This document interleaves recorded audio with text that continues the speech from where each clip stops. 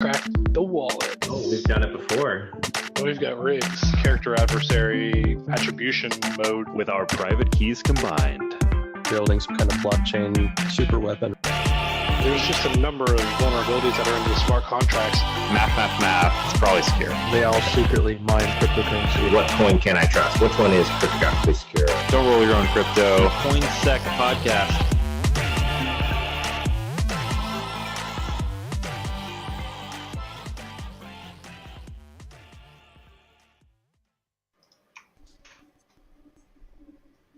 Hey, welcome to CoinSec podcast.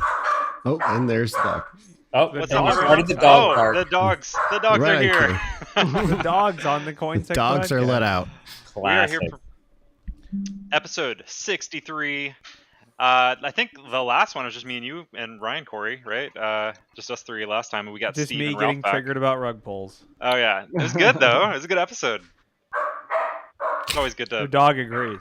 Yes. That's not my dog, by the way. That's my dog. I missed Ryan's the dog rug agrees. pull episode. So you got triggered about rug pulls, which are actually kind of my favorite thing to talk about. I got so triggered talking about this rug site that was like basically a gambling site, but it like didn't even use like the English wasn't even close to being. It was like you win big, give money now, basically. Gotcha. Well, Those are the best. well, there'll be no more rug pulls. So That'll be the last one. That'll be You're the right. last one. Cool. Okay, I'm I glad. hate to break it to you guys, but we have one to talk about today, actually. Oh God! Get your trigger hat on. I know. It's back again. One of these days, Bo, you're gonna tell me that hey, X was rug pulled, and I'm gonna realize that I've got funds in there. Wait, that hasn't happened already? Wouldn't be the first time, yeah, for sure. Won't be the last.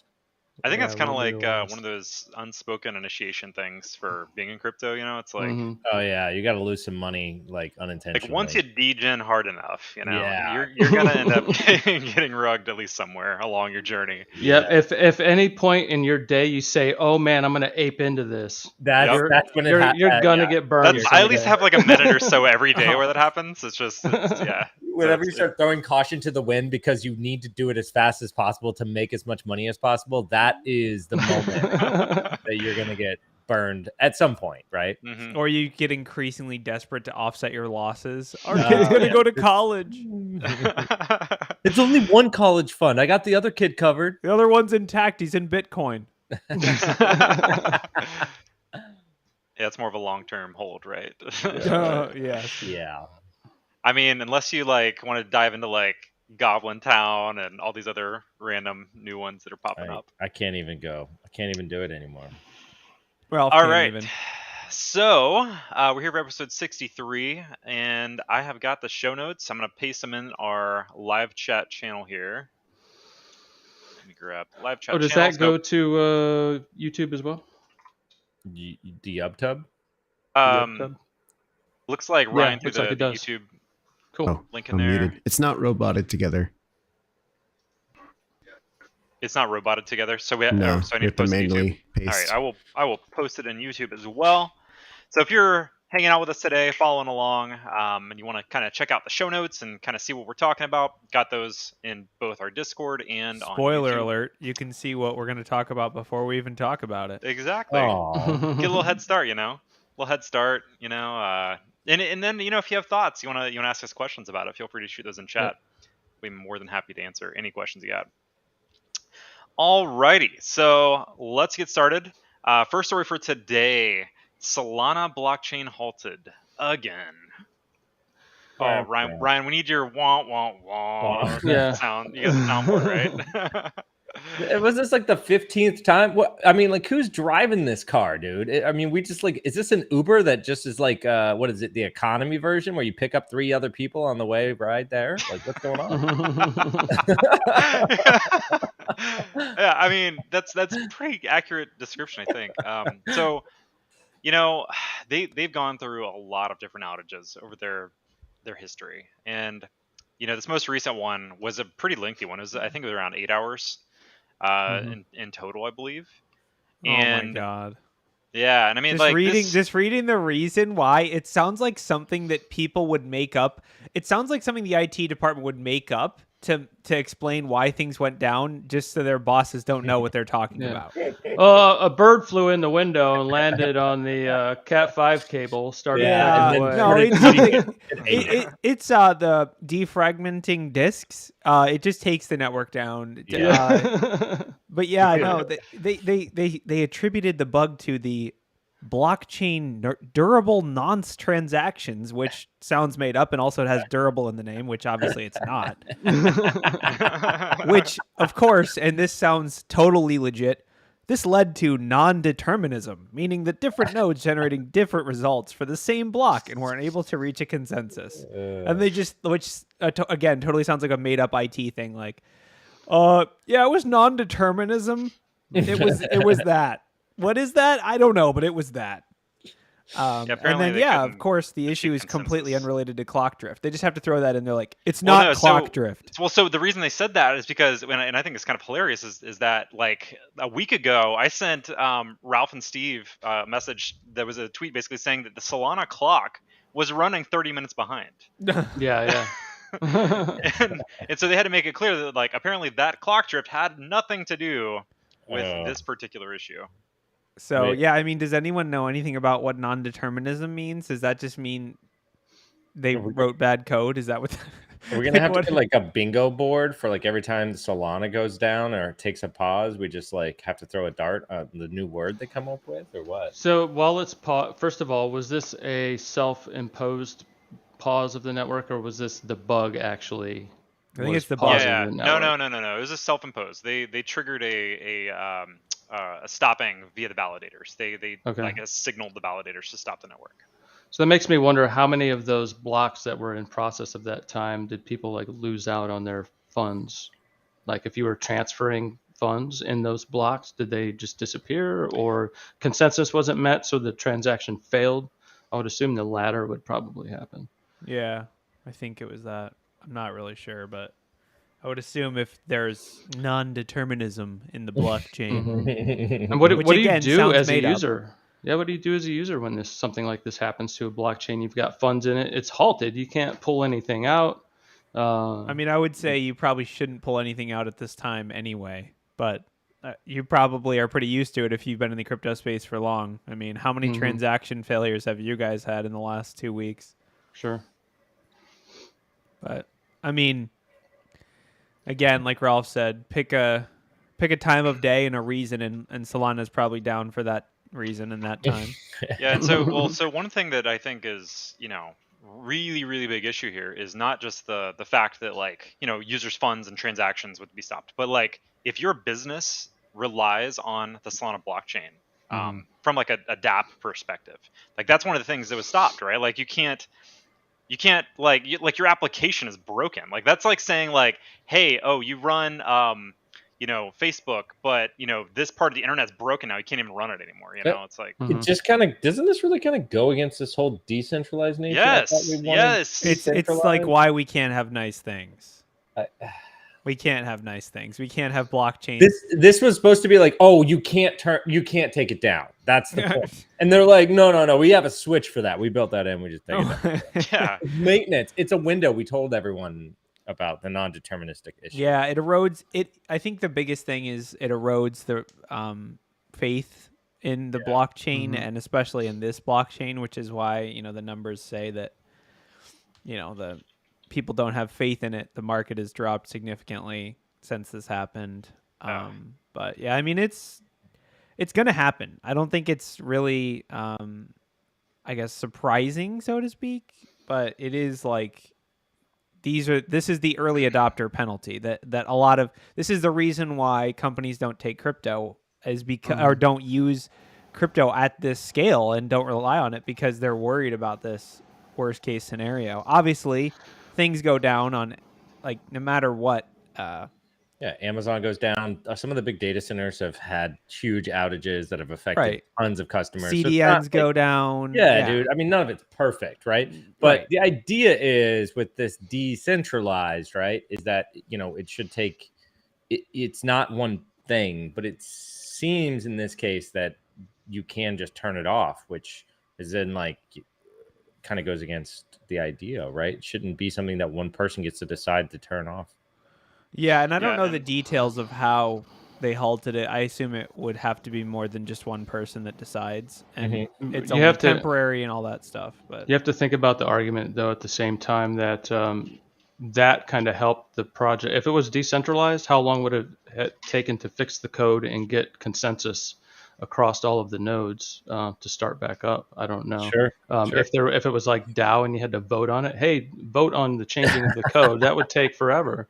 So having the ability to pause it and then fix the code and unpause it, I think is important for some of these chains, and that's up to you whether or not you believe in using decentralized or centralized, because we see like Bitcoin's been out for a lot longer than these other ones. The code's been reviewed, it's been beat up, it's been fixed, and it's running pretty much unstoppable for the last how many years.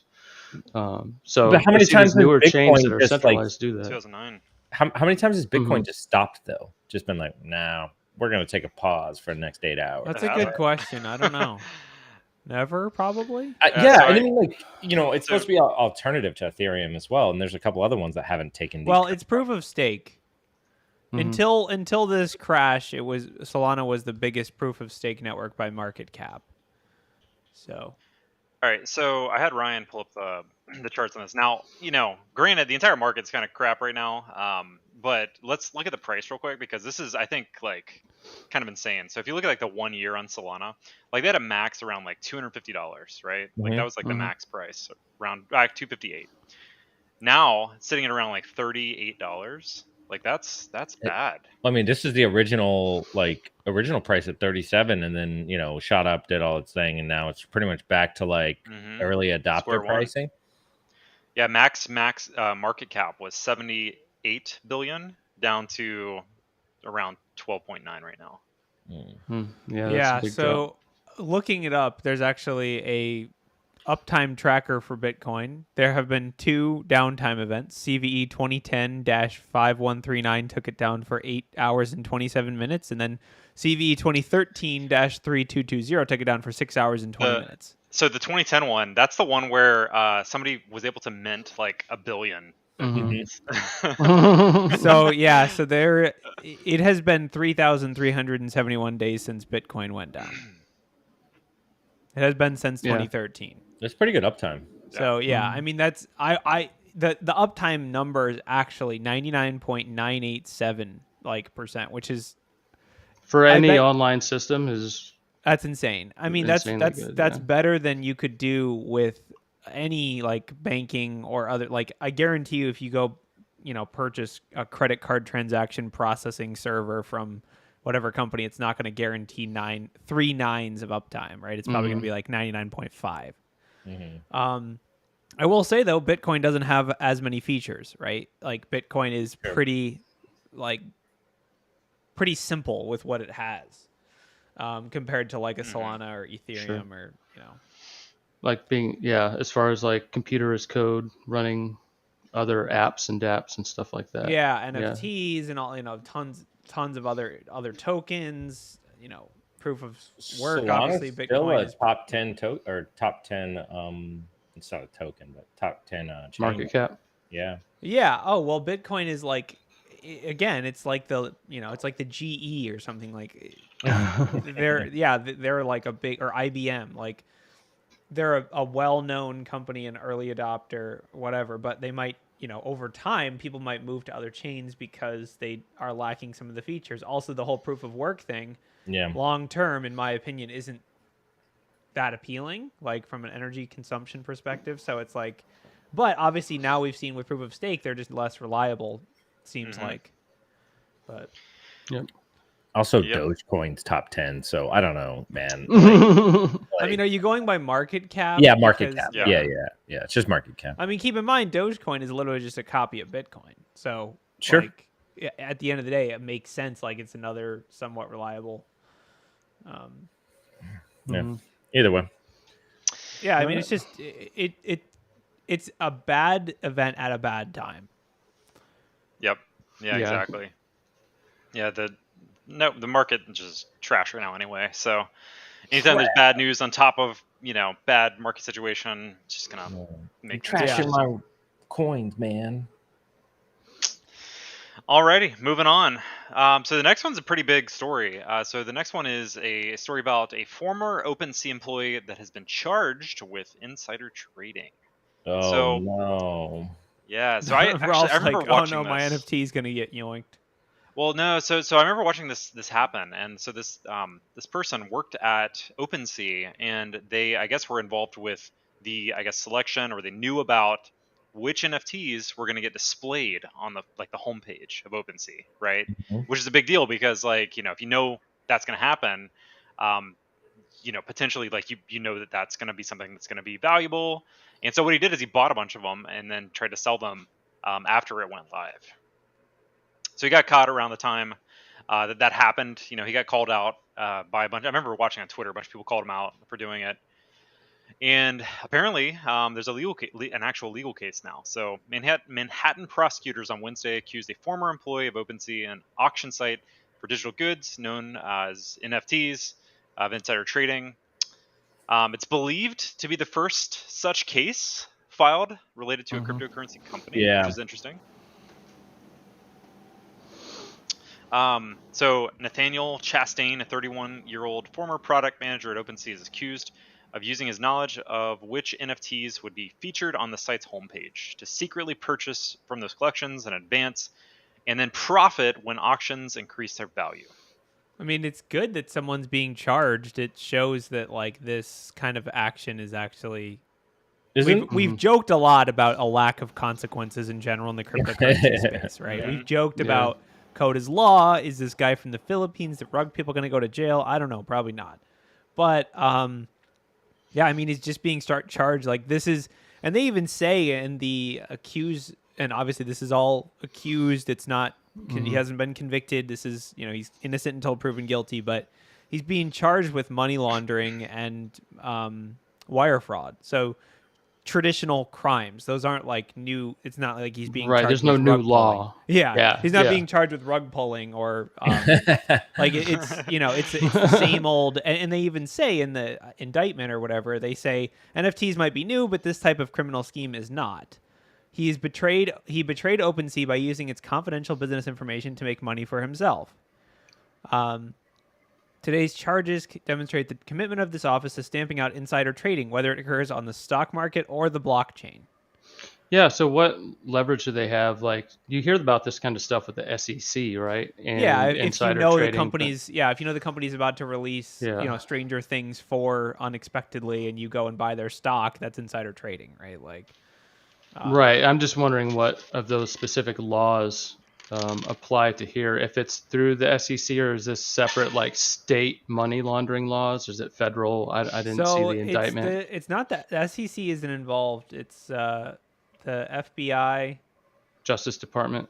I don't know if the FBI is working with it. It basically just says the the attorney for the Southern District of New York and an FBI dude. So, so it probably is a federal case then. So I mean it's kind of interesting though, because this seems like more of like a shock and awe case. I mean, insider trading is already not something that's prosecuted very often in the U.S. It's also pretty hard to prove. There's been some big cases of it, but overall, it's not a very high. I mean, dude, there's some. I mean, Martha Stewart is being handled went to by jail. the SEC. Yeah, so the SEC is the one who would handle any insider trading, but the money laundering and other like crimes unrelated to trading. I mean, because they're very clear about the fact that it's insider trading. Like they literally insider trading is defined as profiting on material non-public information. Just gaining that information is not considered insider trading. So like if you knew about this and they have to prove that you profited off of that information and that you knew that it was non-public information, right? So in essence, there is an example, like you're on the subway and you overhear somebody else have a conversation. If you didn't know that information wasn't public because you're not, in this industry, but you bought a stock because you heard somebody say that, oh, this is going to happen. Like they would have to prove, the federal government, the SEC, that you knew about that information and you gained off of it. And it's devilishly difficult to do that in like a passerby scenario, right? In this particular case, though, obviously he worked at the company, right? The insider, and he, publicly profited off. I don't. Yeah. So they I would mean, have to trace his it's because it says anonymous crypto wallets, whatever that means. But they would have to show that he literally profited, right? Like cashed Yeah. out or something like that. Maybe, I don't know. Yeah, he would have to. They would have to prove that he made money off the information that he had that was not public. If And that, everyone dude, I will knows- say, just based on how the justice system in the U.S. works, this prosecutor would never take this case if they didn't think it was a slam dunk. Yeah. I'm not saying it's necessary. It's 100% going to go in favor of Sure. against the defendant, but they won't. Prosecutors generally don't choose cases they don't think they can win. So it is pretty likely they have the proof to prove all that. And he isn't charged with insider trading. I don't know if there's actually a law for insider trading, but they charged him with 1 count of wire fraud and 1 count of money laundering. So I'm not sure. Like, I don't know that. I'm not like super familiar with the justice system, but they're very specific in the indictment about how he got insider information, which is that OpenSea kept confidential the identity of the NFTs they would feature on the homepage, right? So there's proof that it's was confidential information that only he had access to or other insiders had access to. And then it says, like Steve said, he conducted these purchases and sales using anonymous digital currency wallets and anonymous accounts on OpenSea. So it's like as simple as having, your friend buy this stock before it goes live and then being like, oh, it wasn't me. Yeah. I think they're going to figure that out.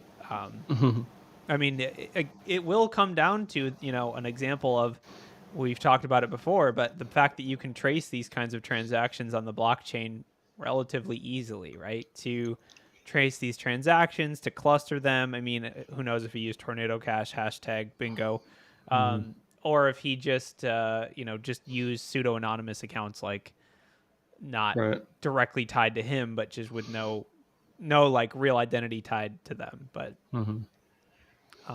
yeah, I mean, I mean, sucks for him, but I think it's a good thing. I think like we talked about how the confidence is low in cryptocurrency right now.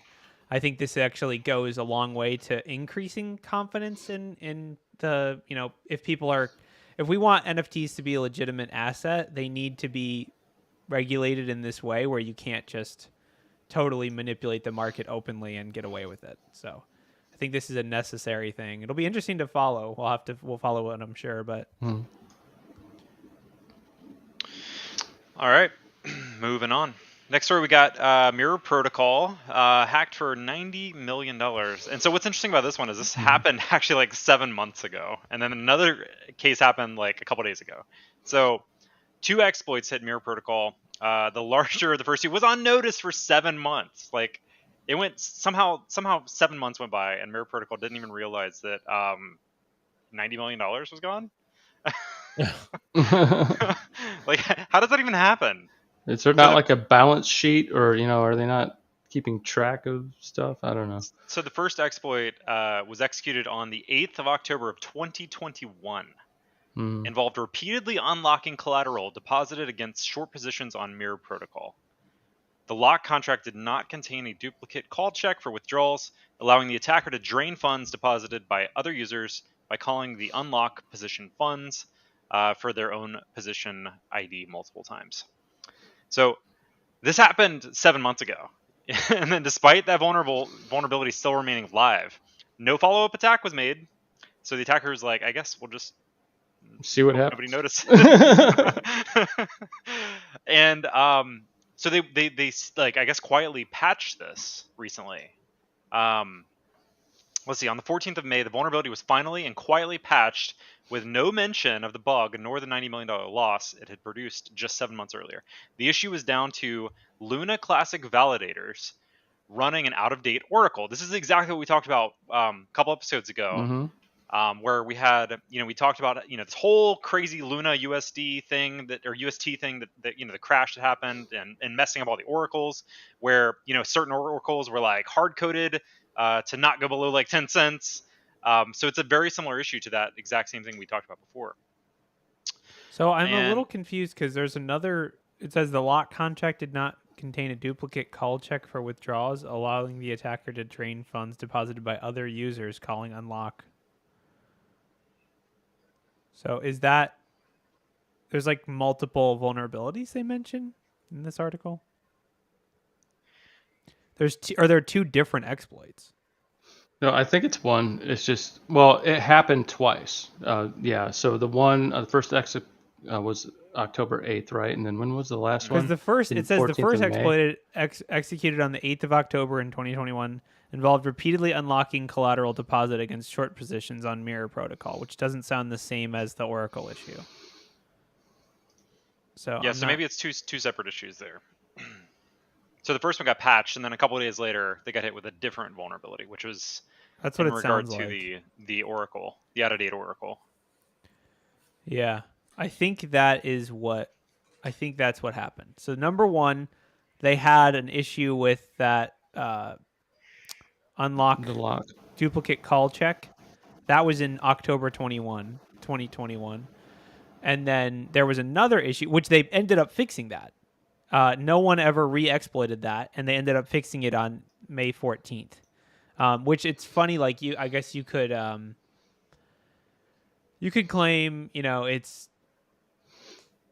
could claim they tried to keep it hush hush and not, but also they could have just fixed a bug and not even realized what, developers might not realize the bug they just fixed was ever exploited. So Sure. And that's like one thing we tell customers, right, when we're on offensive engagements. Hey, we popped this. You might want to go back and look, in your history and logs If and see anyone if else it had already been has, done yeah. before. Yeah. So For same sure. thing applies here. So, I mean, and then again, they got hacked for 2 mil. So it's 90 mil versus 2 mil. So pretty big discrepancy there. It'll be interesting to see if people can track down the funds from the first one. It's, I guess, very shocking that it wasn't noticed. Like 90, it must have been a large, a huge protocol market cap wise to not notice 90 million being drained. Yeah, it doesn't say does it say which fund it came from? So I'm wondering if there was a specific pool or something the lock contract was for. Not sure why they wouldn't notice that, but I also bet you that Luna Oracle thing was only fixed because they noticed someone else got hit hard with it. And so they fixed their Oracle after that. It's like it shows a reactive security policy, right? Like we talk about this all the time in the traditional security world about if your security program reacts instead of is proactive, then it's hard to be like, it's hard to be how you value something. I don't know, to say like, oh yeah, we fixed it, but after you got hacked, like fixing things proactively is a general, like, better indicator of your security program. So yeah. Luna's back though. That's another piece of news. It's back. Is it though? Is it It's- though? I don't know. I mean, is it? 2.0, so it must be better. Yes. I heard 3.0 is coming soon though. Oh yeah. No, we're working on it. Oh, wait till 2.0. You have to wait bugged. till 2.0 gets exploited, and then It'd be pretty funny if like Luna 2.0 was just a completely unrelated cryptocurrency. like it's, anybody registers a coin or a token, and then Jesus. Oh man. do we have an article about Luna coming back or? no, we No, because it's not. It's dead. don't. Is it though? I mean, I'm not the weatherman.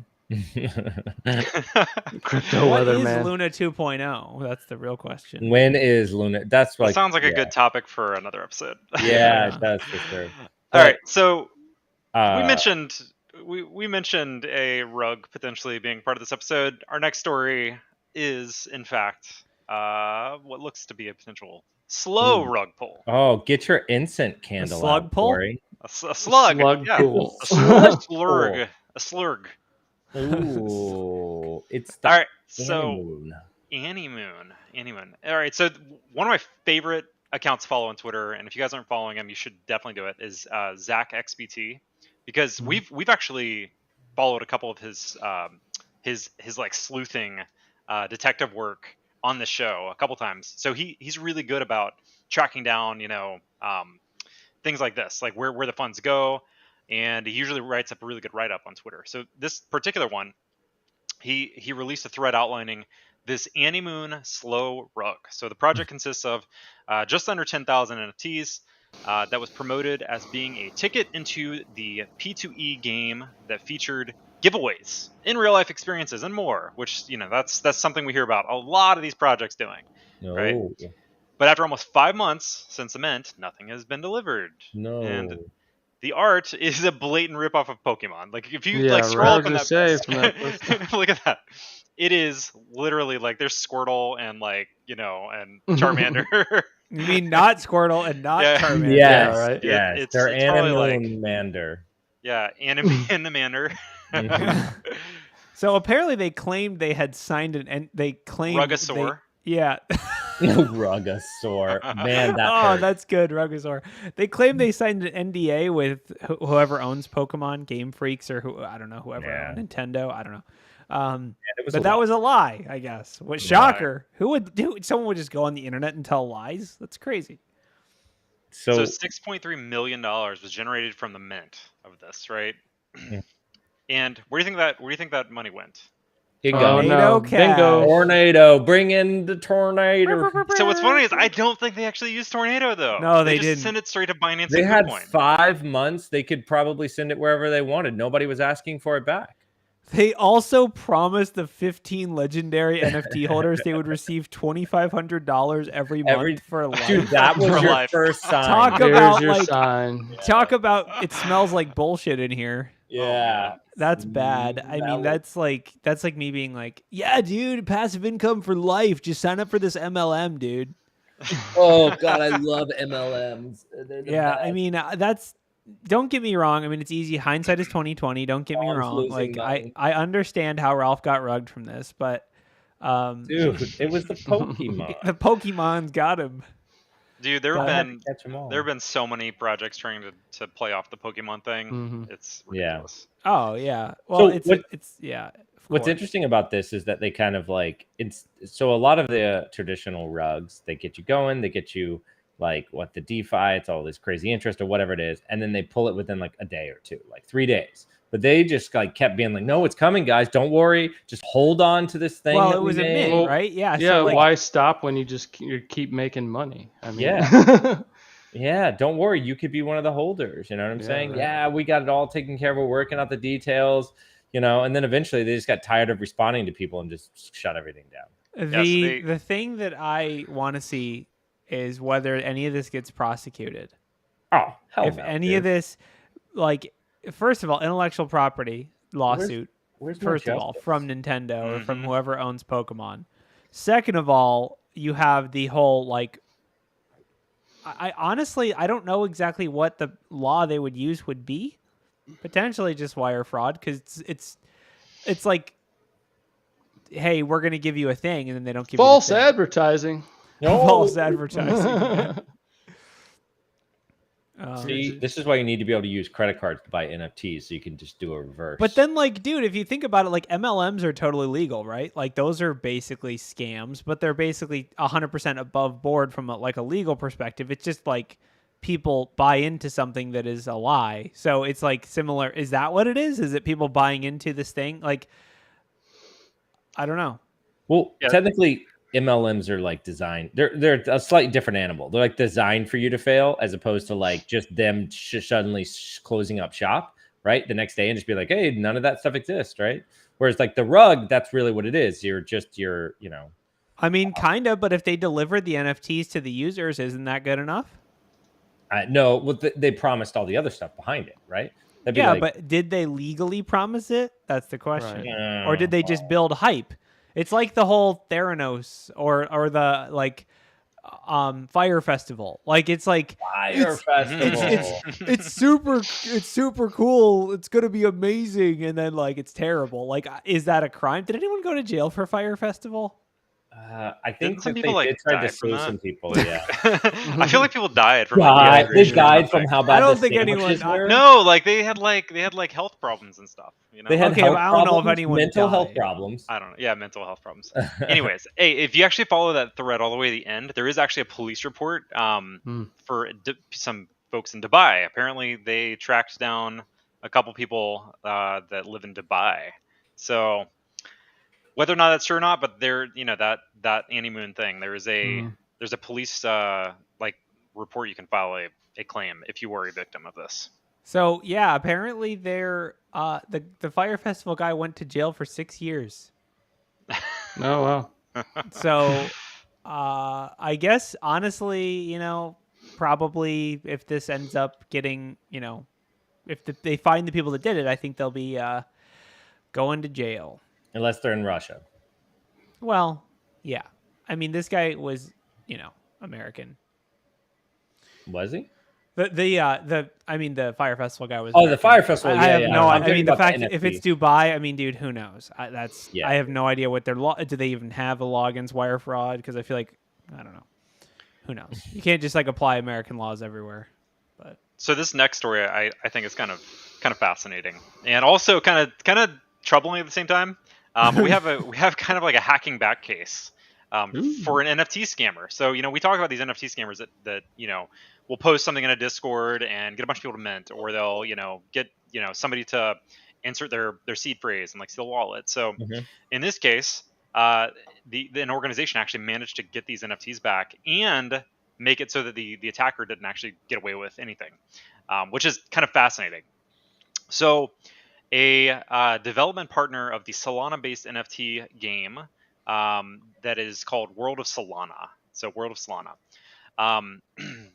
was victim of a Discord channel hack, like one of the ones that we talk about all the times, where the scammers managed to drain 109 user wallets. The scammers got away with 150 plus soul tokens, which, as we saw a little earlier, that's probably not as much as it was. And then 25 World of Solana NFTs, including 3 rare and highly valuable digital collectibles. So now, one of the things that's interesting about NFTs is that you have royalties associated with them, right? And apparently, this developer was able to change the royalty value, which was initially set at 5%, up to 98%. So they were able to. So they just got the money back. They got they had people buy them and get the money back, and then give the NFTs back, I guess, to the original owners. Oh wow. And so by making it a 98% royalty, the attacker didn't get away with anything really, like 2% off a sale, nothing. I mean, I will say it's pretty funny because they got away with 150 Sol tokens. That's like $5,000 right now. When it's funny when the market tanks.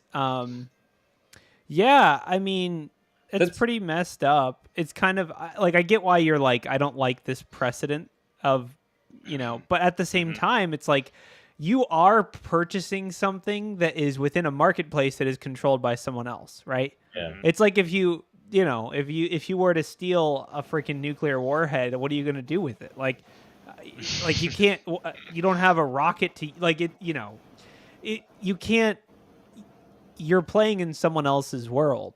And if they control things like the fees, I mean, they could also just like delist all the NFTs, right? Or like, but ETH 2.0, we're gonna, or I like classic, the idea, ETH Classic, we're hard forking everyone. I like the idea though of just like setting like a stolen policy that automatically raises the rate, and then it just becomes something that as soon as they sell it, they get it all back, right? So like a stolen NFT setup, right? So it's kind of interesting. Yeah, I mean, I definitely understand why Bo is like, I don't love this from like a, like it is kind of, but I guess I wouldn't call it hacking back. I would more call it just manipulation. The system. Yeah. Right.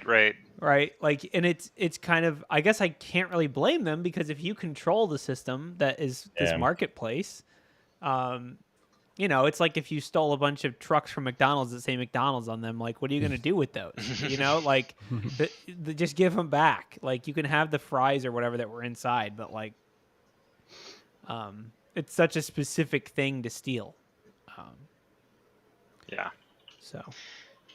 Yeah, I don't like have really like a super negative opinion about it or whatever. I just think that it's interesting because like I didn't even Both know sides are manipulating. Yeah. Because like I mean, you know, at the end of the day, you know, if a developer wanted to be malicious too, They're you know. scamming. Exactly.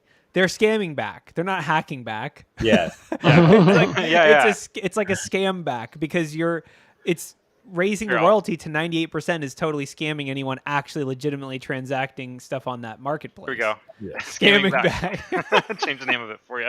Yeah, it's pretty funny. I mean, it's like you scam someone out of their, you know, NFT, then someone scams you out of the royalties. That'll teach you. All right, so we're on to the last thing I got in here, which is a puzzle treasure hunt. So, you know, we've covered a few different puzzle challenge type things on the show. I'm a big fan of CTFs. You know, if you went back to like some of the early episodes of the show, you know, Ralph, Steve, me, and Mike back then were, you know, caught up in a few different puzzles, and we like this is one of those things like as a security person, as like who's, you know, interested in like hacking in general, like puzzles tend to be something to interest us, you know. So anyways, this is an interesting one that's out there now called the Phrazeboard puzzle hunt, which I saw the other day, and it just started. Yesterday was the first day of this 25-day long challenge, and there's two different puzzles. There's one that's free to play, which is the Phrazeboard Red, and then there's the Phrazeboard Blue, which does require you to own an NFT. And there's different prizes based off of which one you go down, which path you go down. The free one actually ends up, if you solve all of it, you do end up walking away with 7.77 ETH, which is a pretty decent prize. You know, like that's like what, like 15K, I think, around there, somewhere around there, right now. Tomorrow it'll be 10 yeah. Just kidding. Yeah, tomorrow it could be 10. And then the winner of the Phrazeboard Blue gets a proof pass worth over 80 ETH. So if you're interested in puzzles, that might be something to check out. There are prizes for the first to solve each day as well.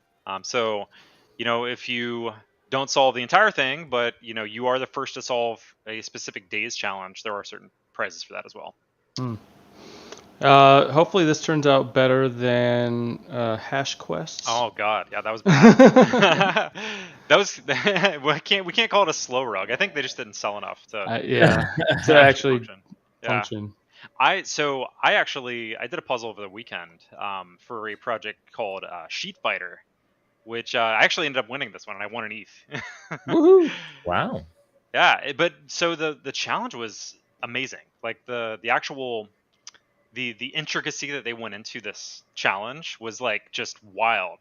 So I had never seen anything like this in my life.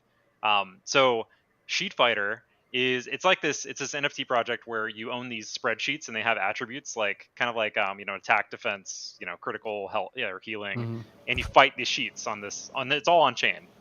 So anyways, they did this challenge where they had this like augmented reality thing where they had this Twitch live stream of a dude who's like in a hacker hoodie sitting in front of a terminal, right? And he's just there in front of this terminal, and you had to literally tell him what to do.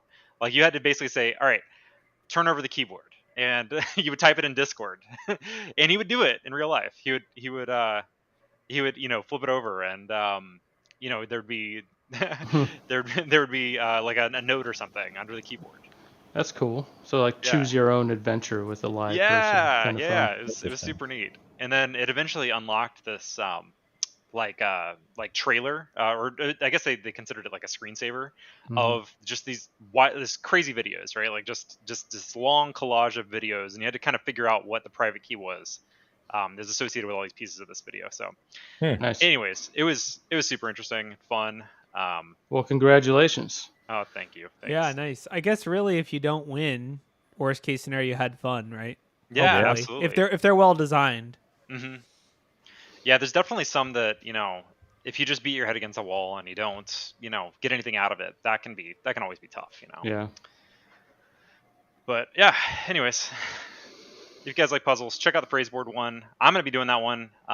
So Sweet. yeah. So you got to beat Bo. That's the new standard. Yep. or join me. Join me. All right, guys, that's all I got for this week. And follow us on Twitter, Cool. subscribe on YouTube, and we will probably catch you next week. Thanks, guys. Alrighty. Thanks, everyone. Bye, guys. Bye.